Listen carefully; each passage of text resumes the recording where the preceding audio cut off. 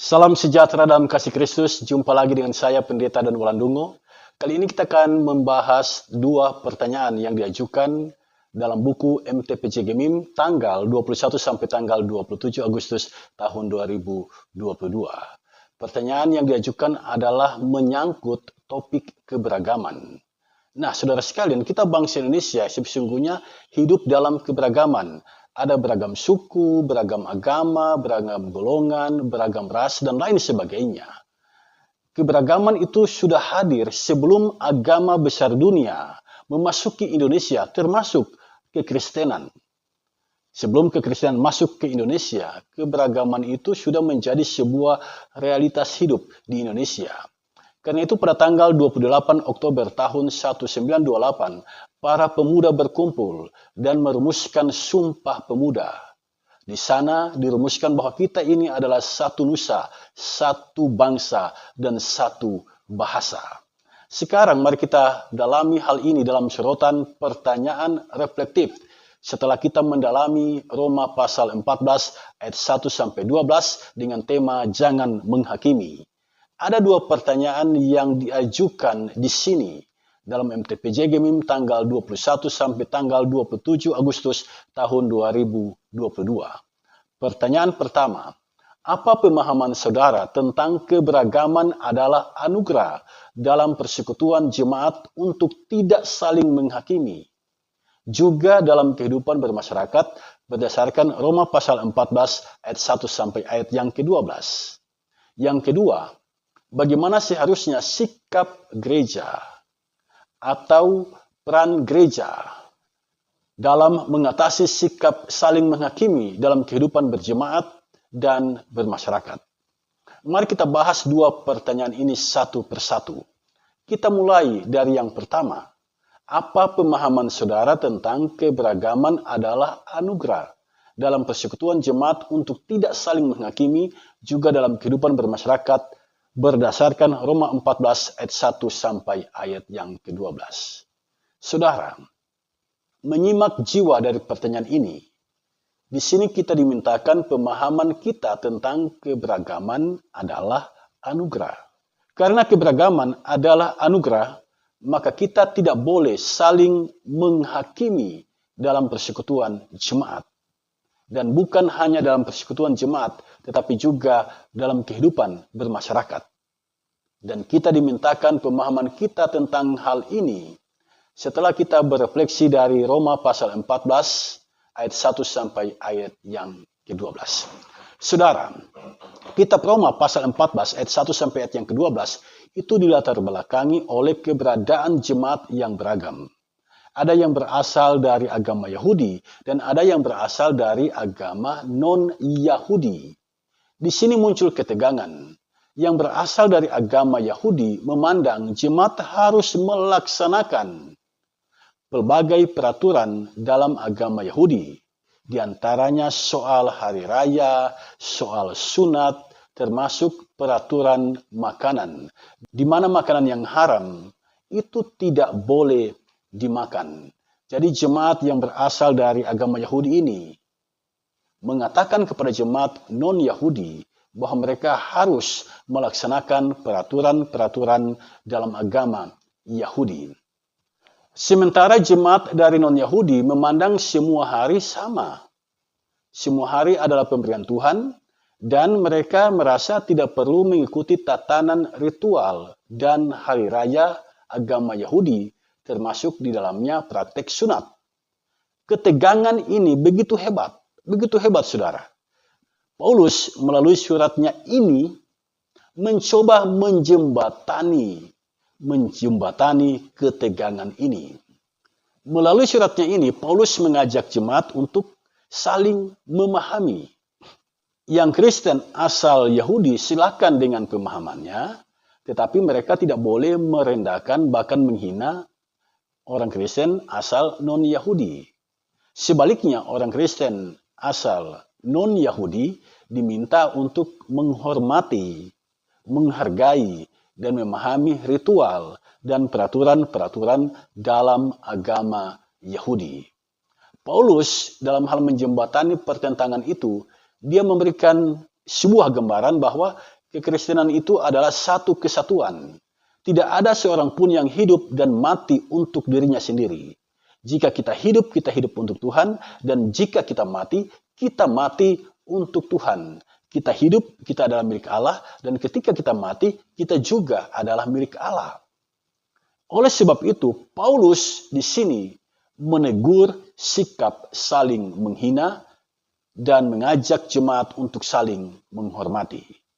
Dengan memahami latar belakang ini, maka kita dapat merumuskan jawaban atas pertanyaan nomor 1 ini. Tuhan Allah menciptakan kita berbeda. Ini yang harus ada dalam kesadaran kita, bahwa kita ini diciptakan oleh Tuhan Allah berbeda satu sama lain. Perbedaan bukan membuat kita saling bermusuhan. Perbedaan sesungguhnya memberikan kesempatan kepada kita untuk saling mengenal, untuk saling belajar, untuk saling memahami satu sama lain. Jadi di sini jelas keragaman adalah anugerah Tuhan yang harus kita jaga, yang harus kita rawat. Dalam keragaman, jangan ada klaim dari satu kelompok atau dari seseorang yang merasa dirinya yang paling benar dan memandang rendah yang lain. Masing-masing pihak memiliki keunikan dan kekhasan masing-masing. Terhadap realitas keragaman sedemikian ini, kita harus menghargai dan menghormati. Ini harus ada pada kita. Jadi realitas keragaman itu sebuah kepastian dan kita harus belajar untuk menghormati dan menghargai.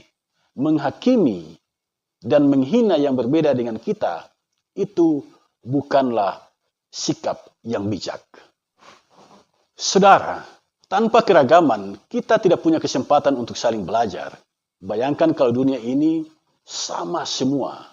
Tidak ada yang berbeda satu sama lain.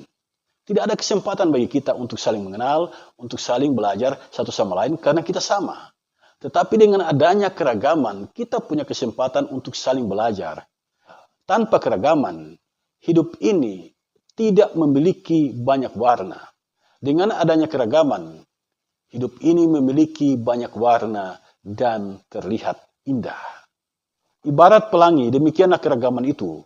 Inilah sesungguhnya yang dapat kita katakan, keragaman itu adalah anugerah Tuhan. Sebab dengan adanya keragaman, dunia ini terlihat beragam, dunia ini terlihat indah, seperti pelangi. Di gereja maupun di masyarakat, keragaman itu adalah sebuah keniscayaan, sebuah kepastian. Keragaman pandangan, keragaman latar belakang, keragaman pendidikan, keragaman etnis, dan lain sebagainya. Keragaman ini mesti kita kelola untuk membuat gereja maupun masyarakat hidup berdampingan dengan rukun dan damai. Jadi saudara sekalian, keragaman ini harus kita lihat sebagai sebuah kepastian, sebuah realitas, dan ini semua adalah anugerah Tuhan bagi kita. Pertanyaan nomor 2, bagaimana seharusnya sikap gereja atau peran gereja dalam mengatasi sikap saling menghakimi dalam kehidupan berjemaat dan bermasyarakat? Menurut saudara bagaimana? Bagaimana sikap gereja? Bagaimana peran gereja dalam mengatasi sikap saling menghakimi dalam kehidupan berjemaat dan bermasyarakat? Saya mencatat beberapa hal. Yang pertama, gereja harus mengajarkan secara terus-menerus bahwa Tuhan Yesus melarang umatnya menghakimi, apalagi merendahkan orang lain atau kelompok lain. Penghakiman itu haknya Tuhan. Kita tidak diberi hak untuk menghakimi sesama manusia. Sekalipun demikian, ada ajaran Yesus yang mengizinkan menghakimi untuk keadilan. Nah, dalam kehidupan berbangsa dan bernegara, lembaga peradilan itu ada. Kesanalah kita pergi jika kita menghendaki keadilan. Yang kedua, gereja harus selalu mengajarkan bahwa keragaman itu merupakan sebuah kenyataan, baik di gereja maupun di masyarakat. Orang menikah saja bisa beragam latar belakangnya. Karena itu gereja harus mengajarkan umat untuk mengakui dan menerima keragaman itu. Dengan demikian, pikiran orang menjadi positif dan tidak ada lagi yang mempersoalkan keragaman yang ada. Yang ketiga, gereja harus berperan aktif dalam membangun dialog antar umat beragama dan mendukung segala upaya pemerintah menjembatani perbedaan agama dengan membentuk Badan Kerjasama Antar Umat Beragama atau BKSUA. Yang keempat, gereja harus berperan aktif dalam menanamkan konsep kebangsaan bahwa kita ini satu nusa, satu bangsa, dan satu bahasa. Jadi kita di Indonesia ini ibarat satu keluarga yang mana anggota keluarga itu berbeda karakter satu sama lain. Disinilah peran kita saling mengenal, saling belajar, dan saling memahami satu sama lain. Saudara sekalian, demikianlah beberapa buah pikiran yang boleh saya bagikan melalui kesempatan ini. Tuhan Yesus, sumber hikmat, menolong kita senantiasa dalam mendalami dan memaknai firman-Nya. Tuhan memberkati kita. Shalom.